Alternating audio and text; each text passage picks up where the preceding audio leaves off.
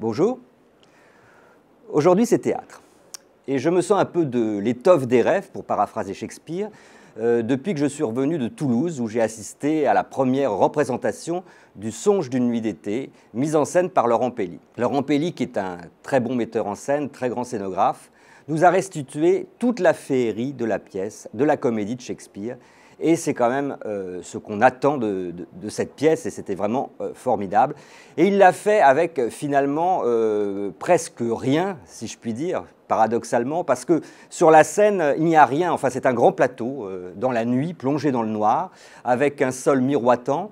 Mais bientôt, ce plateau va s'animer avec des étoiles qui vont tomber du plafond. Les fées vont voler avec des câbles, avec des grues qui vont amener le roi Oberon et la reine Titania dans les airs et même au-dessus des spectateurs.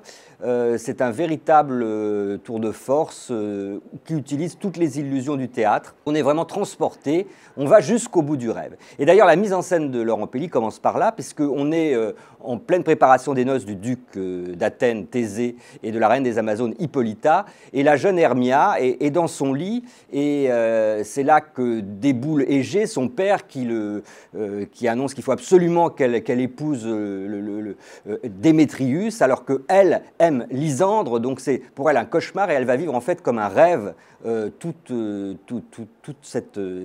drame et toute cette comédie.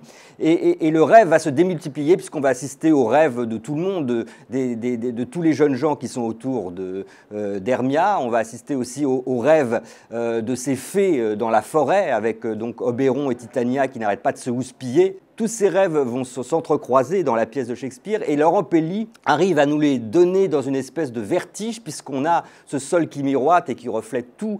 On a aussi un miroir derrière en fond de scène qui va s'avancer peu à peu et à la fin les spectateurs vont se retrouver sur la scène, sur le miroir et vont se retrouver happés par le songe quelque part. Les comédiens sont excellents, il y a beaucoup de jeunes et notamment les 4 jeunes qui jouent un rôle important dans la pièce sont vraiment étonnants de bout en bout, avec leurs pyjamas et leur bataille de pelochon. Il y a Marie-Sophie Ferdane qui joue le rôle de la reine Titania, complètement glamour, très très drôle. Il y a Emmanuel Domas qui joue Thésée, un Thésée assez jeune, assez rock'n'roll, et c'est très important pour la fin parce qu'à la fin du Songe d'une nuit d'été, il y a encore un acte quand tout est arrangé où on voit Bottom et tous les artisans d'Athènes faire une représentation lamentable de la tragédie de Pyrame et Thisbé, et donc toute la cour rigole, et là ça donne vraiment une connotation très actuelle, très comique à ce théâtre dans le théâtre. Je suis revenu donc de Toulouse complètement enchanté. Maintenant, je n'espère qu'une chose, c'est que ce spectacle va tourner.